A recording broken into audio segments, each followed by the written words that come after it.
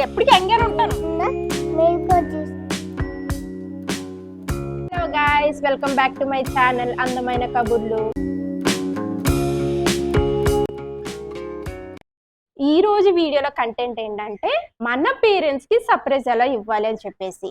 అంటే ఇక్కడ నేను మా ఫ్రెండ్ డిసైడ్ అయ్యి ఒక ప్లాన్ చేసాము, అమ్మ నాన్నకి ఒక సర్ప్రైజ్ చేద్దామునని. ఈ టైంలోనే ఎందుకు సర్ప్రైజ్ చేయాలి అని మీరు అనుకోవచ్చు.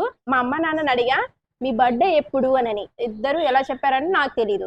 పెళ్ళి ఎప్పుడు జరిగింది అని చెప్పేసి అది కూడా తెలియదు అన్నారు. సో ఏంటంటే వాళ్ళు అప్పట్లో పుట్టిన తేదీలు లేవు, వాళ్ళకంటూ మ్యారేజ్ డేట్స్ అంటే ఏం లేవన్నమాట.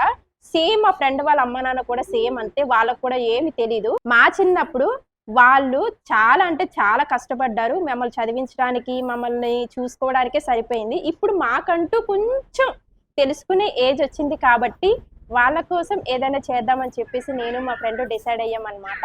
ఎవరా అని అనుకుంటున్నారు కదా, తినే మా ఫ్రెండ్ అనమాట. సో నేను ఆల్రెడీ ఆ ప్రీ ప్లాన్ వేసుకొని వాళ్ళకి కూడా తెలియదు ఏం సర్ప్రైజ్ ఇస్తున్నామో. సో మా ఇద్దరమే కలిసి ప్లాన్ చేసుకుని ఎలా చేద్దాం రాజు అని చెప్పేసి, తిన సగం ఐడియా ఉంది, నా సగం ఐడియా ఉంది. చూద్దాం ఎలా ఇంప్లిమెంట్ అవుతుందో. అమ్మమ్మ తాతయ్యకి సర్ప్రైజ్ ఇద్దామా? మరి నీకు కూడా చిన్నప్పుడు ఇవన్నీ తోమేరు కదా, సర్ప్రైజ్ ఇద్దామా? ఎలా సర్ప్రైజ్ అవుతుందో మీరు కూడా చూసండి. అవును బర్త్డే ఎప్పుడు చెప్పే? 5 నెలల పుట్టావా నువ్వు? మా ఎప్పుడు ఇతను మా నాన్నగారు.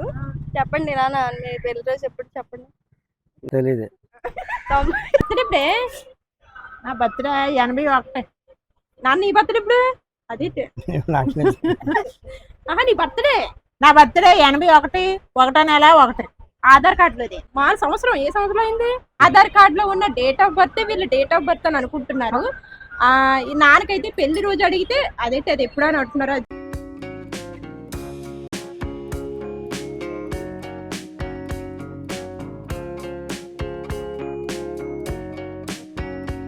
చాలా బాగుంది. నీకు నాకు చాలా బాగుంది.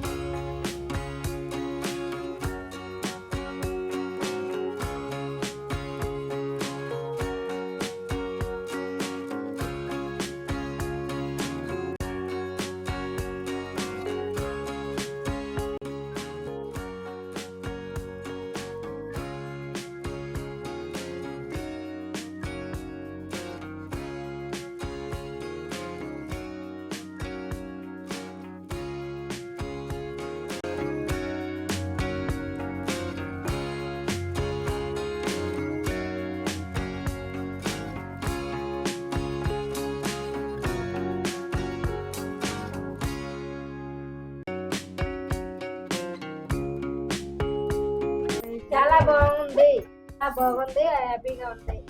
నేను చాలా హ్యాపీగా ఫీల్ అయ్యాం. ఇప్పుడు ఇంతలా సెలబ్రేట్ చేసుకున్నాం కదా, డబ్బులు ఖర్చు అయిపోయాను అనుకుంటున్నారా? ఇందులో చాలా మెమరీస్ బిల్డ్ చేసుకుందాం అనుకుంటున్నారా? మా కాలంలో ఇలాంటివి లేవని ఫీల్ అవుతున్నాము. అలా సంతోషంగా సర్ప్రైజ్ అయ్యాం. సర్ప్రైజ్ అయ్యా నాన్న నువ్వు? మళ్ళీ ఎప్పుడన్నా అలా చేద్దామా? ఎప్పుడన్నా 10 సంవత్సరాల తర్వాత మనము ముసలి అయిపోయిన తర్వాత, అంటే నేను ఇది ఎప్పటికీ యంగ్గానే ఉంటాను. అయిపోయిన తర్వాత మీరు చూసుకోవాలి అలా ఇలా వేసారని. సో నెక్స్ట్ టైం బాగా ప్లాన్ అది హిమాలయం వేద్దాం. మీ అమ్మ నాన్నకు కూడా ఇలాగే ఎప్పుడైనా సర్ప్రైజ్ చేయాలనుకుంటే అస్సలు మొహమాట పడొద్దు. వాళ్ళ ఇంట్రోవర్ట్ అయినా ఎక్స్ట్రోవర్ట్ అయినా వాళ్ళలో ఉన్న ఆనందాన్ని బయటికి తీసుకొని రండి. ఓకేనా? మీ అమ్మ నాన్నకు చేస్తారు కదా, ఈ వీడియో చూసి ఏం చేస్తారు? లైక్ కొట్టండి, లైక్, షేర్, సబ్స్క్రైబ్ అయిన కబుర్లు. Okay, bye bye. Bye bye.